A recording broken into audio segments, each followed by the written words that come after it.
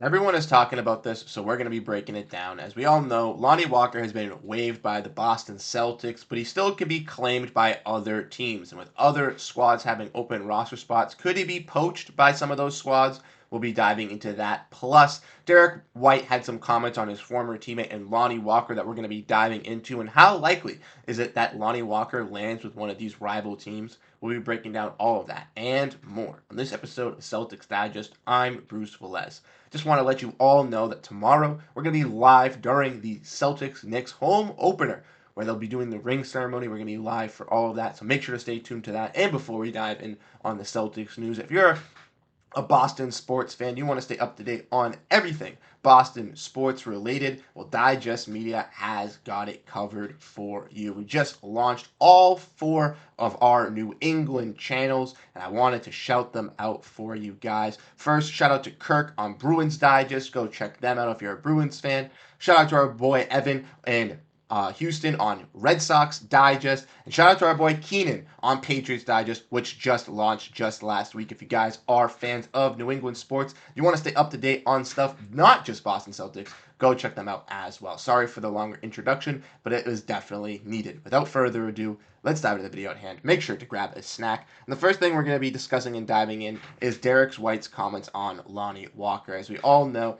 Derrick White played with Lonnie Walker with the San Antonio Spurs, and both players were seemingly viewed as, role players and kind of viewed as, players that were going to help the team out and just kind of everything with the win, not really star players for the squad. So both kind of knew what it was to kind of play for Pop and kind of find that role. And Lonnie kind of had that role coming into Boston where he was going to be another role player trying to find his spot. Unfortunately, he could not find it with this Celtics roster, but could be still staying with the Celtics in Maine if he's not claimed off waivers and decides to go that route. But there's still a lot of question marks remaining around that with the season just starting tomorrow. So let's look at Lonnie Walker's quote, or Derrick White's quote here on Lonnie Walker. Like I said, this is courtesy of Jack Simone on Hardwood Houdini, where Derrick White said, "Great guy, where he works hard. You could tell that he's got a lot of passion about the game, and that's my guy, obviously. However, White hasn't talked to Walker yet since he's been waived, joking that he talks to him too much. As it is, I talk to him too much, I think. I try to give him space," White said. "We've been close since he got drafted in San Antonio, and that's my guy, so I'm sure I'll still talk to him."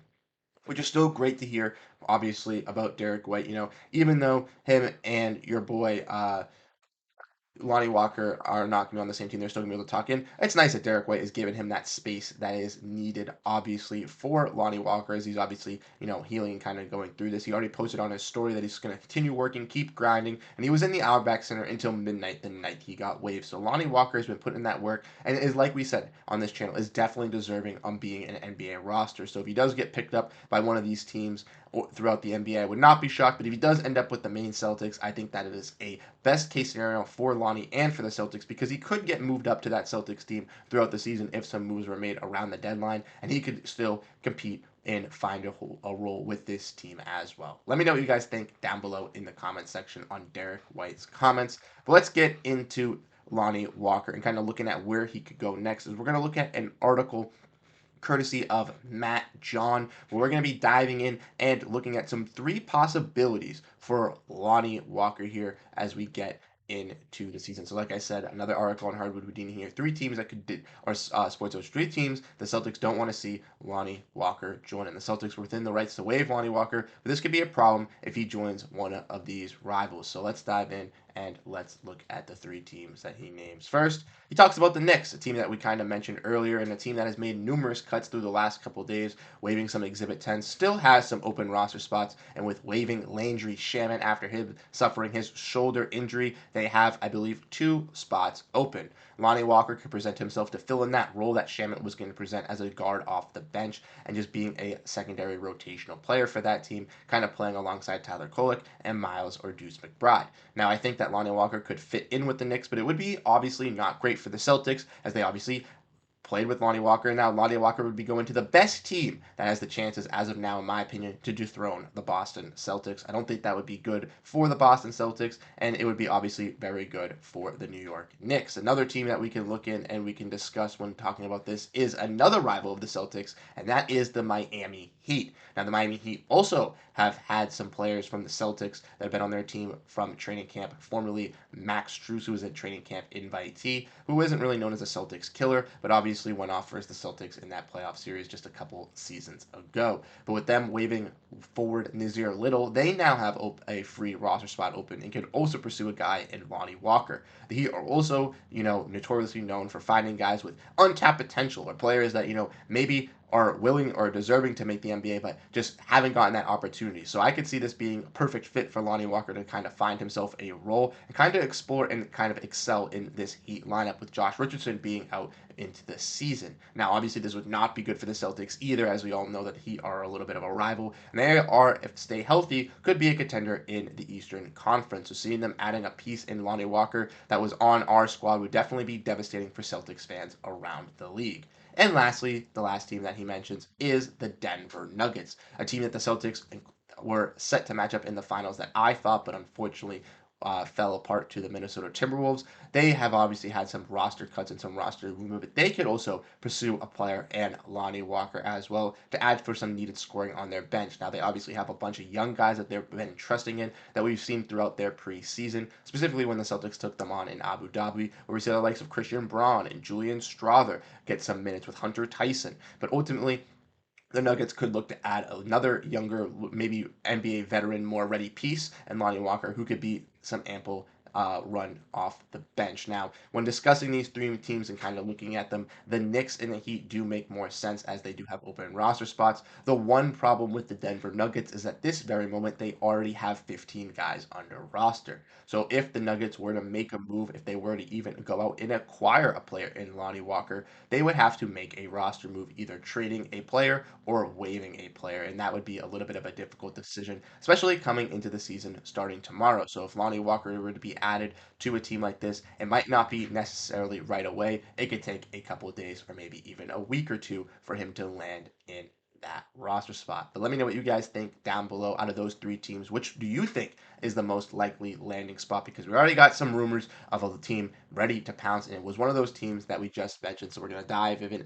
on a little bit more on diving in on how likely it is the Knicks to grab him, because it's seeming like the Knicks are the front runners at this point to be interested in picking up some players. Because like I mentioned, they had to do some waivers, and as we look at this tweet courtesy of Legion Hoops, we can see that the Knicks could use Landry Shamet's roster spot that is now open to sign another veteran player like Marcus Morris Sr., Lonnie Walker IV, or others, and that is courtesy of the New York Post. And they also had other players on their roster, players like Chuma Okeke, TJ Warren, that were on Exhibit 10 deals, but they decided to waive those players as well, seeing that they necessarily didn't fit the mold. Now, a player that's mentioned on that name that you might be questioning is Marcus Morris, because he was already on their roster and was waived, but he didn't go back on an Exhibit 10. And that is all due to the fact that he felt that the Knicks didn't give him a fair enough deal. After the Karl-Anthony Towns trade, he saw that there were enough roster spots open that he was deserving of getting one of those roster spots. So if he was going to be offered another contract from the Knicks, he felt that it should deserve to be a standardized deal, a veteran minimum. But ultimately, the Knicks did not feel that way and offered him an Exhibit 10, which led to Marcus Morris declining. Now with Landry Shamet's obviously spot being open, and with Morris already having some work in this training camp already through the off season, he, I think, is the likely front runner to kind of take that spot over Lonnie Walker. But Lonnie Walker kind of seemingly playing that similar position to Landry Shamet at that guard role. He also could get that position and take over to be that scorer off the bench. But like we mentioned, they already have players and Deuce McBride and Tyler Colligan, their rookie, who have looked really good throughout the preseason. So maybe they'd rather give minutes to them and find some more holes at their wing position. Ultimately, there's a numerous amount of players as well, players like Dennis Smith Jr., Markelle Fultz, that also the Knicks could go out and get, and not even pick up players like Marcus Morris or Lonnie Walker. But I would think that Lonnie Walker and Marcus Morris have showcased enough that they are probably the two front runners to get picked up by teams, and I would think that Marcus Morris might have a bigger chance in getting picked up by this New York Knicks squad, just because of the fact that he already had some training with them done in the offseason. He knows he wants a guaranteed deal. He's worth the guaranteed deal, as we saw in his last outing with the Cleveland Cavaliers in Game 5 rivalry torch the Boston Celtics, he could get that contract and could be a sparky shooter off that Knicks bench. And personally, I'd rather see Marcus Morris on that New York's team than rather see Lonnie Walker. I'd rather have Lonnie Walker not get claimed off waivers. I'd rather have him be with this main Celtics team. And that's something that he's talked about that he'd be willing to do. And even though, like I said, he's deserving of being on an NBA team, I think that if he still ends up in Maine throughout this season, he could still find himself to potentially be with the Boston Celtics by season end when they are pushing in the playoffs. So let me know what you guys think down below. Do you guys think Lonnie is going to get stolen? What are your guys' ultimate thoughts? Like I said, I personally think that he might get picked up by a team. I think ultimately he will go back to Boston, and I'm still believing in that. But with these other teams having some open roster spots, we could see some movement in the next couple weeks where Lonnie Walker does get snagged. But let me know what you guys think down below in the comment section. You guys have been absolutely fantastic and showing support all throughout the offseason. Godfrey and I are so appreciative, and we can't wait to be back live with the first watch along tomorrow where the Celtics take on the New York Knicks with their ring ceremony and everything like that. It's going to be super fantastic, super fun. We're going to be enjoying it. So we hope to catch you there. Once again, I'm Bruce Veliz. Have a great rest of your day and go Boston Celtics. Peace out, everybody.